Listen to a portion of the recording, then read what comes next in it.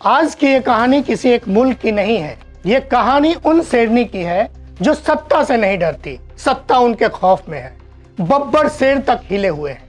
एक तस्वीर ईरान से आती है जहां एक मोहतरमा सिगरेट के धुएं से आयतुल्लाह खामेनेई का पोस्टर जला देती है।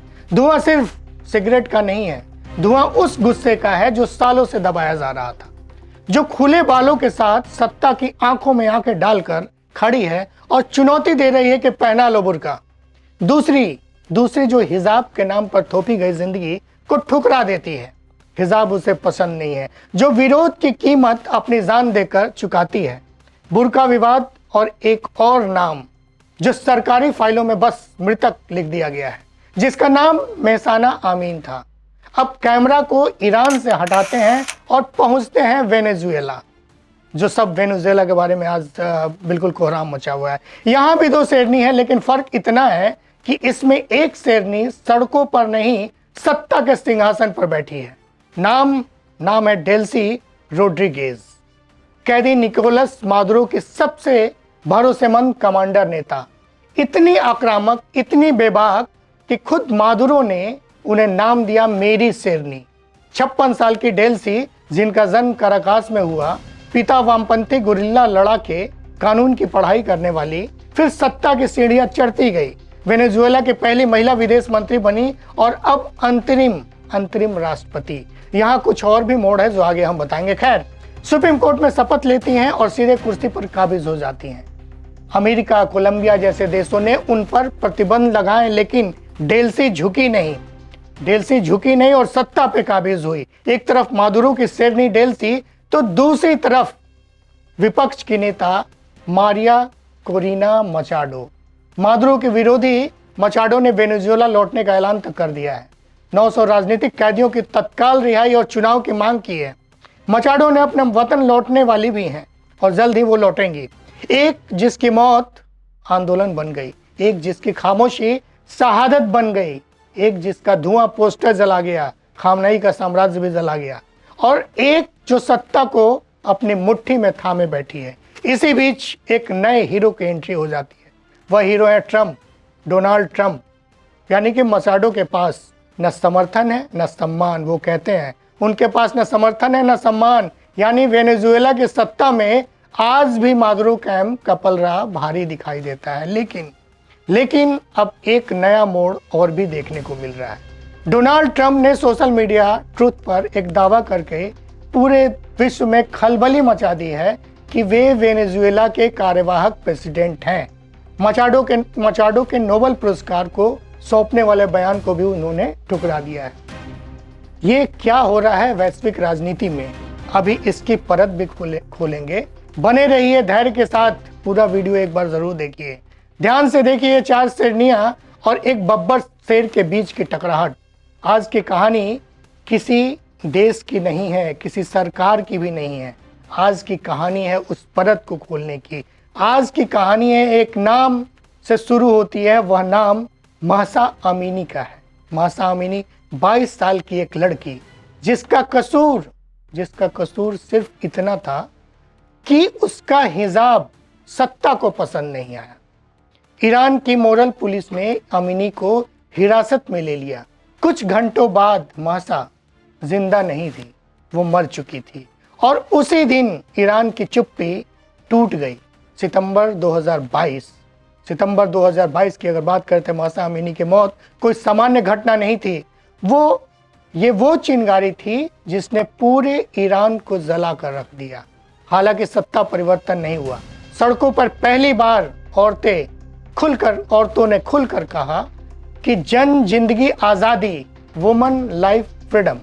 महिलाओं ने हिजाब उतारे, बाल काटे और कैमरे के सामने खामनेई के पोस्टर जलाए। अमीनी अब सिर्फ एक लड़की नहीं थी, वो एक आंदोलन बन चुकी थी, जिसकी चिंगारी सिगरेट के धुएं से पोस्टर जलाने के दौरान दिखी।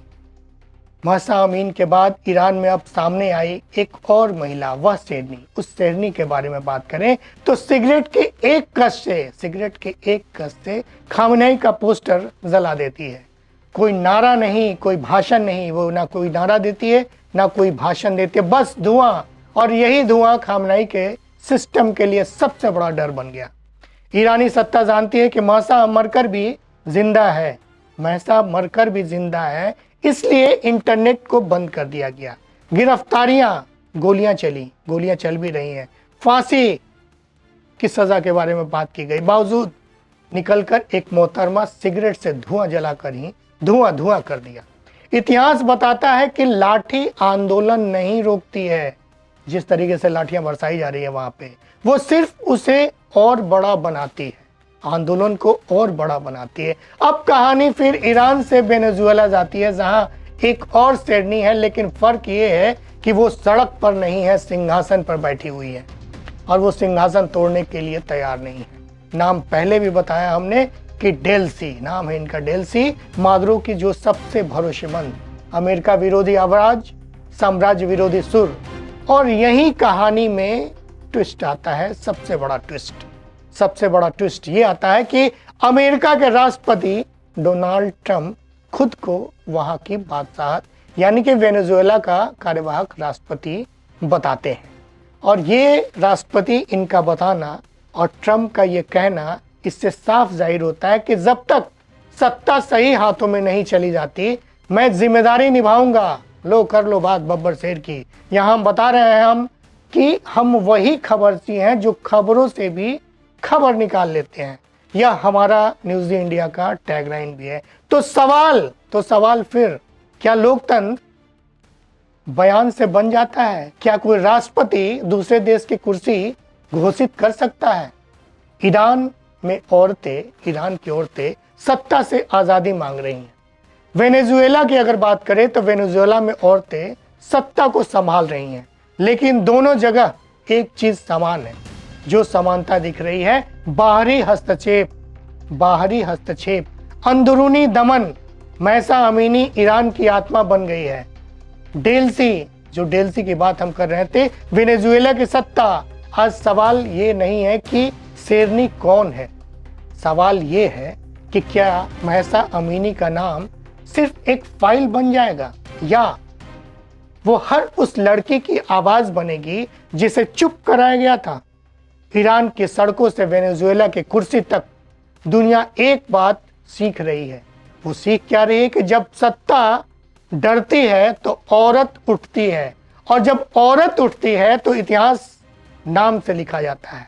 Mahsa Amini, Machado, Delsey. जरा कल्पना कीजिए, एक तस्वीर है जहां एक लड़की सड़कों पर गिराई जाती है, लाठियों से पीटी जाती है, और उसकी गलती बस इतनी है कि उसने सवाल कर दिया। वो सवाल क्यों किया? दूसरी तस्वीर आती है कि एक औरत की जिसका नाम था ठीक से दर्ज नहीं किया गया, लेकिन उसका शरीर एक बहस में है, कुर्बान कर दिया उसने अपने जीवन को।